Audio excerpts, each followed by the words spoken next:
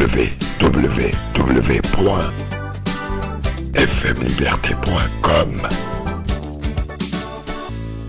Monsieur Jean-Claude Moncho à Lomé, où il est plus de 22 heures. Bonsoir. Bonsoir.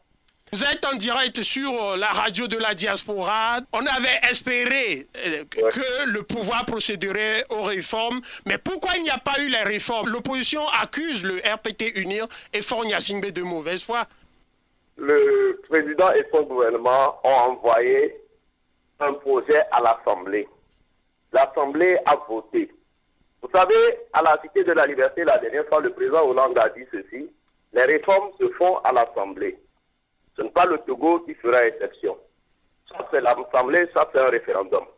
Le temps n'en a pas les moyens actuellement, un référendum, et puis ensuite une élection présidentielle, et puis ensuite. OK. Maintenant, c'est allé à l'Assemblée, l'Assemblée a rejeté. Quel est le problème du chef de l'État à l'Assemblée? Est-ce que le chef de l'État est assis à l'hémicycle pour voter? Est-ce que le chef de l'État est allé faire campagne à l'hémicycle?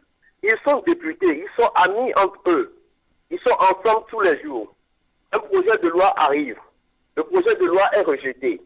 Vous voulez quoi? Que le chef de l'État torde le cou à l'Assemblée pour qu'on le traite encore de dictateur?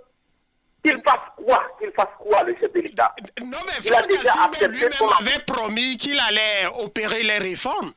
Faure Gnassingbé n'a jamais dit qu'il allait opérer des réformes de façon anticonstitutionnelle. La seule façon constitutionnelle d'opérer des réformes, c'est justement de les envoyer à l'Assemblée.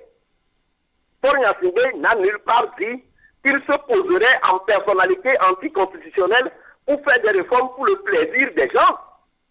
Et ces gens, s'ils sont des politiciens tels qu'ils le disent, ils devraient le savoir. Et s'ils le savent, ils n'ont que le résultat auquel ils devraient normalement s'attendre. Je suis étonné qu'ils soient étonnés de ce qui arrive. Pourquoi? En promettant aux gens l'enfer, en promettant aux gens le déluge dès qu'ils auront le pouvoir, je suis étonné de les voir étonnés d'avoir le résultat qu'ils ont. Le pays avance. Et maintenant, pour ce qui est des réformes, le Togo est en plein chantier. Les réformes sont là. Dans ce pays, quand le Haut Conseil a tenté la dissolution du RPT, nous tous on a vu ce qui est arrivé. Ce que tout le Haut Conseil en son temps n'a pas pu faire.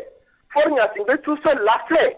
Il a dissous le RPT, calmement, sans qu'il n'y ait de sang qui soit coulé. Ok? Il a entamé la réforme de l'armée. Eh bien, jadis, personne ne pouvait oser cela. Aujourd'hui, la réforme de l'armée est entamée. Qu'est-ce que les gens veulent? Qu'on aille doucement et sûrement, ou qu'on aille dans la précipitation et qu'on précipite le pays dans le gouffre? Il faut faire un choix. Nous avons choisi d'aller lentement et sûrement. Il ne faut pas confondre vitesse et précipitation. Maintenant, le Togo a de vrais défis. Et ces vrais défis, on est en train de les relever. Après sur Google Maps, regardez Lomé, regardez les changements en cours. Ça, c'est des réformes. On est en train de réformer la capitale. On est en train de réformer l'armée. On est en train de réformer la police nationale. On a dissous le RPT. On a créé UNIR. L'opposition n'a qu'à se couler aussi. L'opposition dit que UNIR, c'est le prolongement de RPT. Que après 40 ans de Gnassingbé père et 10 ans de Gnassingbé fils, 50 ans de pouvoir, donc il est temps que Faure Gnassingbé s'en aille, qui n'a plus droit à un mandat.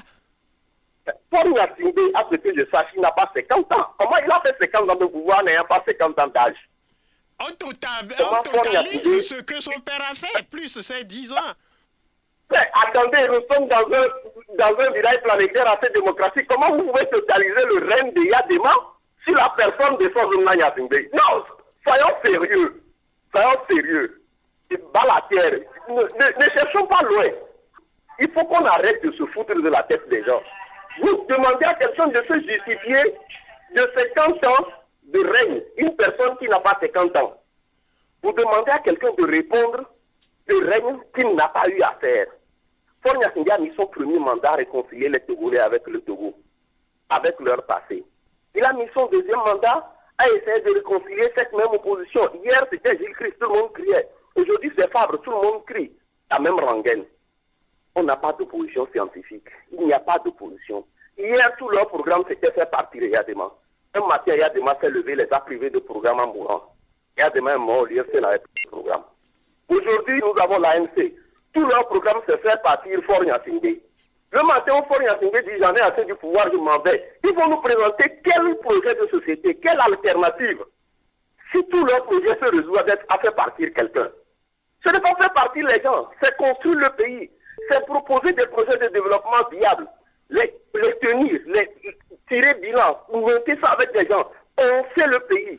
Ce n'est pas passer le temps à faire de la vengeance. Ça ne veut rien dire. Ouais. Pour conclure, monsieur Jean-Claude Moncho, aujourd'hui, une partie de l'opposition réclame au moins l'audit du fichier électoral pour qu'on ait des élections libres et transparentes. Mais on a l'impression que le RPT uni refuse. Est-ce à dire que Fonia Singbe a peur d'une élection libre et transparente? Je ne sais pas ce que vous appelez RPT unir. Le RPT est dissous, bien dissous. Unir est là et bien là. Alors, quand vous faites l'amalgame de RPT unir et que par cette équation, vous arrivez à faire assumer 50 ans de règne à quelqu'un qui n'a pas 50 ans d'âge, je suis désolé, ça n'existe pas. Ça n'existe que dans les méandres des rêvasseries éthyliques des gens qui se disent opposants et qui n'ont aucun projet de société. Ça, c'est un. Deux, fichier électoral. Vous voyez, le Bénin vient de finir dans les pays. Après combien d'années? Si vous êtes prêts, nous sommes prêts. On va faire fichier électoral ou tout ce que vous voulez là. On va faire la LEPI, le nombre d'années que le Bénin a mis pour finir la LEPI. Et quand on aura fini tout ça, on viendra aux élections. Si les gens sont prêts, nous sommes prêts. Ce n'est pas compliqué. Ils n'ont qu'à regarder combien ça a coûté, combien d'années il a fallu. Nous, ça nous ferait l'économie des dépenses pour des élections que nous savons gagner dans la mesure où le peuple là même qui a refusé qu'on fasse ce qu'on a voulu faire à l'Assemblée, ce même peuple qui nous demande d'aller aux élections, est ce même peuple qui est prêt à publiciter le chef de l'État. Ça, c'est évident. Alors, si on veut nous faire économie de la dépense des élections présidentielles pour qu'on ait définitivement un fichier, eh bien, nous sommes prêts à attendre 5 ans comme le Bénin, 6 ans comme le Bénin pour finir les pays. Mais ensuite, on ira aux élections. Beaucoup de personnes disent pas de réforme, pas d'élection. Est-ce que l'élection aura lieu selon vous? Les mêmes personnes qui ont dit pas de réforme, pas d'élection, qui ont dit candidat unique de l'opposition et tout, ils sont tous candidats. Ils sont tous candidats déjà déclarés, ils sont tous déjà en campagne. Alors, de quelle réforme ils parlent, de quelle élection ils parlent, je ne sais pas. Ils sont tous candidats. Fabre candidat, Gauguin candidat, Véritama est candidat. Ils sont tous candidats. Les mêmes qui marchaient dans les rues de Lomé pour réclamer réforme ou rien. On va où là? Pour que les gens soient honnêtes là. Au moins un peu d'honnêteté morale. Un peu d'honnêteté intellectuelle. Monsieur Jean-Claude Moncho, merci pour cette réaction depuis Lomé. Je vous en prie. FM Liberté, la référence.